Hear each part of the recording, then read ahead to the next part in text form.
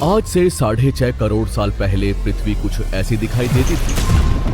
जहां आप बैठे हैं वहां डायनासोर्स घुमा करते थे। समुद्र की गहराई से लेकर आसमान की चोटी तक 1 लाख किलो वजनीय जीव से लेकर 4 हाथियों से भी बड़े पक्षी तक हर कोने में बस इनका ही राज था। लेकिन ऐसा क्या हुआ कि सिर्फ चंद घंटों में इनका विनाश हो गया? हमारे पूर्वज ही जिंदा क्यों बचे और इंसान पृथ्वी पर कैसे आए, जानते हैं इस वीडियो में। समय में थोड़ा पीछे चलते हैं। ये है हमारी पृथ्वी। उस वक्त ऑक्सीजन ज्यादा होने की वजह से 30-35 महले की बिल्डिंग जितने ऊंचे पेड़ हर जगह दिखाई देते थे और इनमें रहते थे डायनासोर। ये है 8 मंजिला ऊंचा अर्जेंटोसोरस। एक दिन में ये कई जंगल चर जाते थे। उस वक्त पृथ्वी कुछ ऐसी दिखाई देती थी। ये है चूने के रेगिस्तान, जहाँ लाखों सालों से बरसात नहीं हुई। यहाँ भी इनका बोलबाला है। ये है हमारा भारत, जो एशिया की तरफ बढ़ रहा था। उस वक्त भारतीय जमीन लावा से भरी रहती थी और यहाँ पाए जाते थे राजासोरस। यहाँ का कुछ अलग ही मंजर है। 7 बस जितने लंबे जीव से लेकर इंसान जितने बड़े केकड़े तक। बाहर आकर देखो तो कई किलोमीटर लंबे अमेरिकी रेगिस्तान में पाए जाते थे टाइटेनोसोरस। 20 हाथियों जितना वजनीय, 8 महले की बिल्डिंग से भी ऊंचे ये जीव आज यहाँ बच्चे पैदा करने इकट्ठा हुए हैं। दुनिया के हर कोने में डायनासोर्स की आवाजें गूंज रही थी, लेकिन इन्हें क्या पता था कि आज इनका अंत होने वाला है। दरअसल हमारे सौरमंडल में जुपिटर और मंगल ग्रह के बीच बहुत से उल्कापिंड हैं, जो सूरज का चक्कर लगा रहे हैं। अंत के 10 करोड़ साल पहले इनमें से ही 2 उल्कापिंडों के बीच टकराव हुआ और उसका एक टुकड़ा तेज गति से पृथ्वी की तरफ बढ़ने लगा। पृथ्वी के पास आते ही उसके कुछ टुकड़े चांद पर गिरे, मगर गति तेज होने की वजह से चांद का गुरुत्वाकर्षण उसे खींच नहीं पाया। पृथ्वी के करीब आते ही उसकी गति बढ़ने लगी। वातावरण के घिसाव ने उसे जलाना शुरू कर दिया और वो 80,000 किलोमीटर प्रति घंटे की रफ्तार से पृथ्वी से टकराया।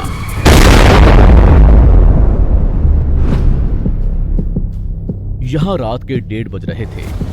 टकराने से 4 मिनट पहले पूरी पृथ्वी पर उजाला हो चुका था। इसकी चमक को देख नजदीकी जानवर अंधे हो चुके थे। गिरने से पहले ही वहां का पानी सूख गया। गिरते ही विस्फोट से निकली ऊर्जा आज के 10 करोड़ परमाणु बम के बराबर थी। इससे निकल रही 6000 डिग्री सेल्सियस की गर्मी ने आसपास के जानवरों को तुरंत भाप बनाकर उड़ा दिया। 150 किलोमीटर के दायरे की जमीन अंतरिक्ष तक पहुंच गई और अब तक सिर्फ 5 सेकंड ही बीते हैं। इस विस्फोट से जन्मी झटके की लहर 550 किलोमीटर प्रति सेकंड की रफ्तार से आगे बढ़ी। इसने पत्थरों को गोले की रफ्तार से उड़ाना शुरू कर दिया। आसपास की नदियां उल्टी बहने लगी। जंगल के पेड़ नीचे गिरने लगे। पहाड़ों ने दम तोड़ना शुरू कर दिया। इसके कुछ ही सेकंड बाद आई भयंकर गर्मी की लहर ने उड़ रहे पत्थरों को पिघलाकर लावा बना दिया। संपर्क में आने वाला हर एक पानी तुरंत भाप बन रहा था। समुद्र के अंदर उबाल शुरू होने लगा। पलक झपकते ही जंगल सूख रहे थे। जानवरों का शरीर उबल रहा था और अभी तक तो सिर्फ शुरुआत ही हुई है। टकराव से हजारों टन मलबा अंतरिक्ष में पहुंचा था, जो गुरुत्वाकर्षण की वजह से पृथ्वी के चारों तरफ फैलकर पृथ्वी पर गिरने लगा। उसमें भी आग लग रही थी और जहां ये गिर रहे थे वहां कई किलोमीटर तक विनाश हो रहा था। टकराव ने पृथ्वी को अंदर से भी हिला दिया था, जिससे कुछ ही सेकंड में पृथ्वी पर भूकंप आना शुरू हो गया। भूकंप की तीव्रता ज्यादा थी, इसलिए समुद्र का पानी जमीन में बैठे रेत से मिलने लगा, जिससे जीवों को घुटन होने लगी और वहां भी पतन शुरू हो गया। अभी सिर्फ 5 मिनट ही बीते हैं और बाहर जानवरों में भगदड़ मच चुकी है। घटना घटनास्थल पर पैदा हुई गर्म धूल और मिट्टी तेजी से आगे बढ़ रही थी। बादलों में धूल जाने की वजह से इनमें बिजली गिरनी शुरू हो चुकी थी। इस तूफान के बीच आने वाले हजारों टन वजनीय जानवर और पेड़ हवा में उड़ रहे थे। कुछ ही देर में ये तूफान अफ्रीका तक पहुंचा, जिससे वहां के चूने के रेगिस्तान वातावरण में मिलने लगे और बादल जहरीले होने शुरू हो गए।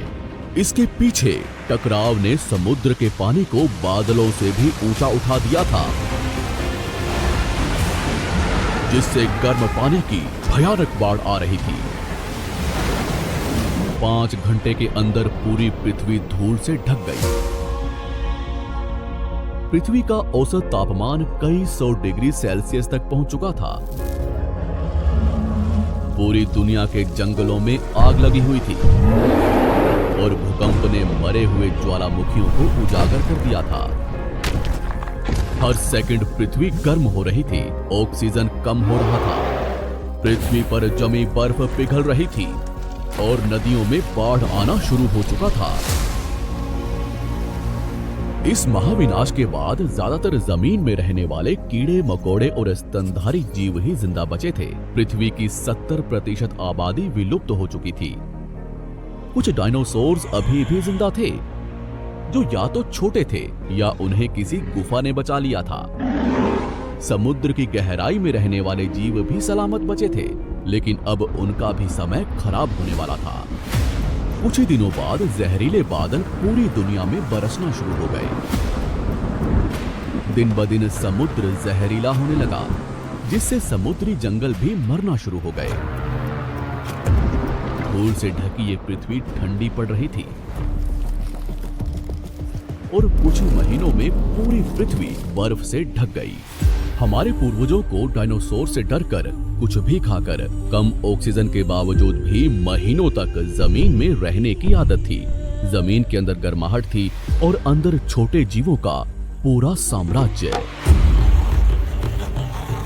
इस घटना के कुछ साल बाद तक भी डायनासोर्स अब तक जिंदा थे, लेकिन इनके होने के बावजूद भी ऐसा क्या हुआ कि ये जमीन में रहने वाले स्तनधारी जीव आसानी से जमीन पर रहने लगे? वो डायनासोर्स कहाँ गए? पृथ्वी पर इंसानों का जन्म कैसे हुआ? सिर्फ इंसान ही विकसित क्यों हो पाए? जानते हैं हमारी अगली वीडियो में।